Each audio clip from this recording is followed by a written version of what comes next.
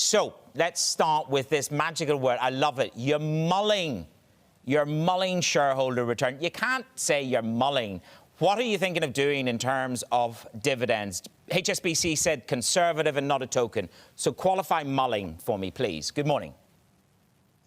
Good morning. I'm not quite sure where the word mulling came from, but anyway, what we have said is that we will definitely be considering shareholder returns at the end of the year. We clearly are in a position where our capital is now above the range that we normally have. Credit impairments are behaving well, and at the end of the year, when we've got a couple more months under our belt, when we've got more clarity from regulators, we will decide what we're going to do. We have no intention of sitting on excess capital for the sake of it, but obviously we do need to see how the rest of the year plays out and where the regulators are coming from. Now, obviously, you used the word ample capital. Can I ask you what scale of capital have you got on the side? Well, we, for quite a period of time prior to COVID, have said that we would aim to operate in a 13 to 14% range, capital range. We are now, 6 months into the whole COVID situation. And in some ways, surprisingly, albeit it's something that many banks are seeing, we're actually high on capital. So the third quarter that we've just published, 14.4%. So we're above the top of the range. We will look at where we're at the end of the year, as I say, see what further provision we need for the balance of COVID, and then we'll make a decision at that point in time. Andy, buybacks were a critical part of your story. I know that you sold some Indonesian assets this year. As you guide on the dividend, will there be buybacks, and if so, will it be all of the residual value from the Indonesian assets? What kind of quantity of buybacks could we expect? The decision not yet taken. I think the first step, as I've just said, is to see whether there is surplus capital available. And when we know the close of the year, we'll be clearer on that. The second question then will be by what mechanism to return it, dividends or buybacks. We have done both in the recent past. But that decision as to how we balance between the two, or whether we do one of the two, is one that we'll take early next year. Are you getting pressure from the institutional shareholders to favour cash over buybacks? We're not really getting pressure from anybody.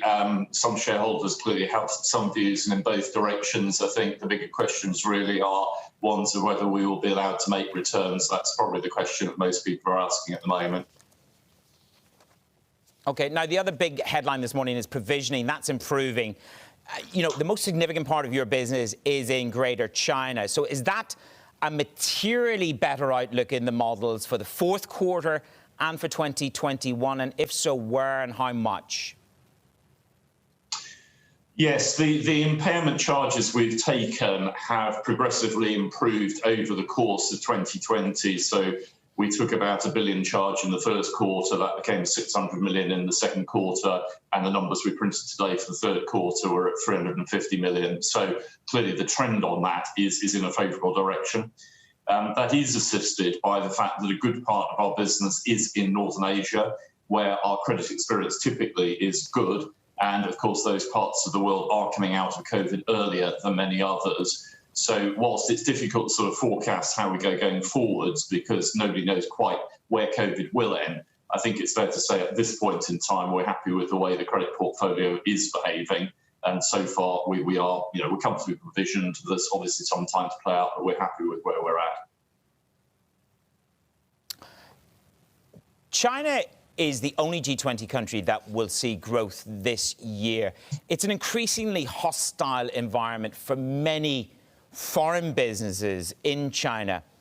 Andy, how concerned are you with Bill about vesting ever larger amounts of your capital and shareholder capital in an authoritarian state?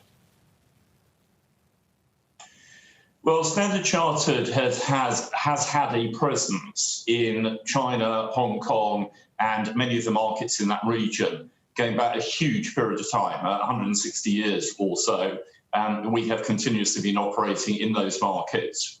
We are genuinely apolitical. We are there to service clients, to help them, particularly with cross-border activity.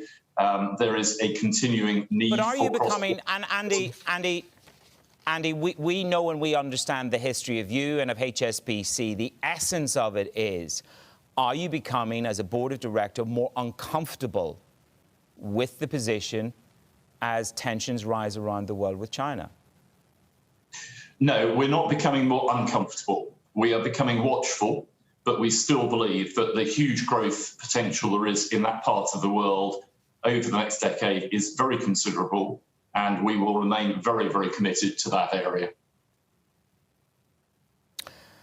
The other major narrative from yourself and the team has been about India.